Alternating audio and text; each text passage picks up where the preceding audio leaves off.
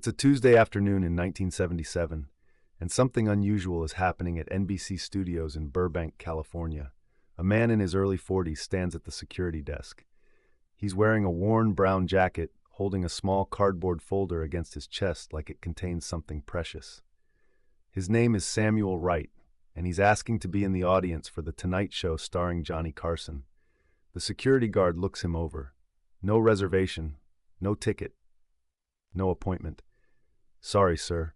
Audience seating is by advance request only.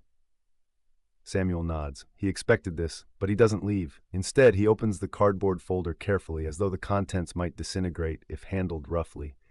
Inside is a single black and white photograph, creased down the middle, edges soft with age. Could someone look at this? Please. The guard glances down. 2 boys, maybe 11 years old, standing in front of a wooden shack, dirt yard, no shoes, rural poverty. Mississippi, maybe. Alabama, somewhere deep south, decades ago. The photograph is dated on the back in faded pencil, Tupelo 1946. One of the boys has dark hair, a shy smile, hands shoved in his pockets. The guard looks closer. Something about the face. He's seen that face before. Is this? Samuel nods slowly. That's Elvis Presley. And that's me. The guard stares at the photograph, then at Samuel, then back at the photograph. You knew Elvis Presley? I knew Elvis Presley before he was Elvis Presley. The guard doesn't know what to do with this. He picks up the phone, calls his supervisor. The supervisor comes down, looks at the photo, asks a few questions. Samuel answers quietly, no embellishment, no drama, just facts. The supervisor makes another call. Within 20 minutes, someone from the production staff is standing in the lobby. Within an hour, Johnny Carson is holding the photograph in his dressing room, and by the time taping begins that evening, Samuel Wright is not in the audience. He's backstage. Nobody knows this is going to happen. The audience has been seated. The band is ready. Ed McMahon is in position. Johnny's monologue is prepared. Jokes about California weather, a bit about the upcoming election, the usual rhythm of a Tuesday night show. But just before cameras roll, Johnny walks out onto the stage during the warm-up. He's not in character yet. He's just Johnny. He raises a hand, and the audience quiets. We're going to do something a little different tonight, he says. We're going to start with a guest who wasn't scheduled, someone I just met about an hour ago. I think you'll want to hear what he has to say. The audience shifts. This isn't normal. Johnny doesn't explain further. He sits at his desk. The familiar theme music plays. The show begins. Good evening, ladies and gentlemen. Welcome to The Tonight Show. Applause. Ed's laugh. Everything feels normal. Then Johnny turns to the camera with an expression the audience isn't used to seeing. Serious, focused. Before we get into the monologue tonight, I want to introduce you to someone. His name is Samuel Wright. He's from Tupelo, Mississippi, and 6 months ago, he lost his mother. The studio is silent. Samuel came here today because he wanted to tell a story about a boy he grew up with, a boy who became, well, you'll see. Johnny gestures toward the stage entrance. Samuel walks out slowly. He's not comfortable with this. You can see it in the way he moves, stiff, cautious, like a man who has spent his entire life avoiding attention. He sits down next to Johnny's desk. His hands are folded in his lap. Johnny doesn't start with a joke. He doesn't try to make Samuel comfortable with small talk. He just asks, "Tell me about Tupelo." Samuel takes a breath. Tupelo in the 1940s wasn't much, Samuel begins. If you had a house, you were doing all right. If you had food every day, you were doing better than most. His voice is soft, southern. No hurry. My family lived in a shotgun shack about a mile outside town. 1 room, dirt floor. My mama worked cleaning houses. My daddy did odd jobs when he could find them. We had a well, a wood stove, and not much else. Johnny listens. The audience listens. There was a boy who lived near us. His family had even less. They got evicted from their place in early 1946. I remember because it was winter and cold and they didn't have anywhere to go. Samuel pauses. The boy's name was Elvis Presley. A ripple moves through the studio, not loud, just a collective intake of breath. Samuel continues. Elvis and I went to the same school. 1-room schoolhouse, maybe 15 kids total, all ages. We sat near each other because we were the same age. He was quiet, didn't talk much, but he was kind. I remember that. Even when he didn't have anything, he was kind. Johnny leans forward slightly. What happened after his family was evicted? My mama found out. She didn't ask permission from anyone. She just told Elvis and his mama they could stay with us until they got back on their feet. In a one-room house. Yes, sir. One room. 2 families. We made it work. Samuel's hands tightened slightly in his lap. It was supposed to be a week. Maybe 2. It turned into 8 months. The camera stays on Samuel's face. No cuts, no edits. Just his voice, his memory. Elvis slept on the floor near the stove. I slept next to him. We'd talk at night after the adults went to sleep. Whisper, so we wouldn't wake anyone. He told me about music, about how he wanted to sing someday, how he heard colored gospel singers at a church in town and thought that was the most beautiful sound in the world. Johnny asks, did he sing for you? Not at first. He was shy about it, but one day, my mama brought home a guitar someone had left at one of the houses she cleaned. It was broken, missing strings, neck was cracked, but Elvis looked at that guitar like it was made of gold. Samuel almost smiles he fixed it. Took him 2 weeks, used wire, glue, tape, anything he could find, and when he got it working, he taught himself to play. In your house, in our house, every night. My mama didn't mind. She said it was the only pretty thing we had. The audience is completely still. He'd play until his fingers bled, then he'd wrap them in cloth and keep going. He wasn't practicing to be famous. He was just playing, like it was the only thing that made sense. Johnny doesn't interrupt. He knows when a story needs space. Samuel continues. After 8 months, Elvis's family found a place, a little 2-room house in East Tupelo. They moved out. We stayed in touch for a while, but then life happened. I got work in Memphis. Elvis kept singing, and then one day I heard him on the radio. His voice catches slightly. I knew it was him. I knew that voice. Johnny waits a moment before asking the next question. Did you reach out to him? Samuel shakes his head. No, sir. I figured he was Elvis Presley now. He didn't need some boy from Tupelo reminding him of when he slept on a dirt floor. But he remembered. Samuel looks up. I didn't know that. Not for 30 years. And this is where the story shifts. My mama passed 3 months ago, Samuel says quietly. Cancer. She went fast. I was with her at the end. He stops, composes himself. After she died, I went through her things. There wasn't much. Some clothes, a Bible, a few photographs. And then I found a box I'd never seen before. It was in the back of her closet, wrapped in cloth. Johnny asks, what was in it? Letters, dozens of them, and a ledger, a record of payments. Samuel reaches into his jacket and pulls out a folded piece of paper. He unfolds it carefully on Johnny's desk. Every month for 30 years, my mama received a check. $50 at first, then $100, then more. It came from a lawyer's office in Memphis. No name, no return address, just a check and a note that said, for kindness when it mattered. The audience is frozen. My mama never told me. She used that money to keep us going, to pay for my school, to fix the house. She never said a word. Johnny stares at the paper. And the letters? The letters were instructions to the lawyer, handwritten, signed. Samuel's voice drops to almost a whisper. They were from Elvis. The studio has never been this quiet. Johnny picks up the paper, reads it silently.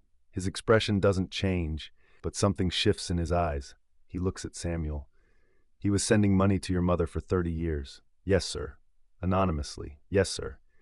And she never told you? No, sir. I think she knew if she told me I'd try to stop it, or I'd feel like we owed him something. She didn't want that. Johnny sets the paper down gently. Why are you here, Samuel? Why now? Samuel looks directly at Johnny for the first time since sitting down. Because I called Graceland. I called 5 times. I told them who I was. I told them I needed to speak with Elvis. They said he wasn't available. They said he doesn't take calls from people claiming to know him from the past. His voice is steady, but there's an edge of desperation underneath. I don't want money. I don't want anything from him. I just need him to know that my mama said thank you. That before she died, she told me to find him and tell him it mattered. That he didn't have to do it, but he did, and it saved us. Johnny is silent for a long moment. Then he says very quietly, he'll see this. The interview continues for another 10 minutes. Samuel talks about his mother, about Tupelo, about the day he heard Hound Dog on the radio and realized his childhood friend was now the most famous man in America. He talks about never saying anything, about watching from a distance, about wondering if Elvis even remembered. I think he did, Johnny says. I think the letters prove he did. Samuel nods. I just wish I'd known. I would have written back. When the interview ends, the audience doesn't applaud. They don't know what to do.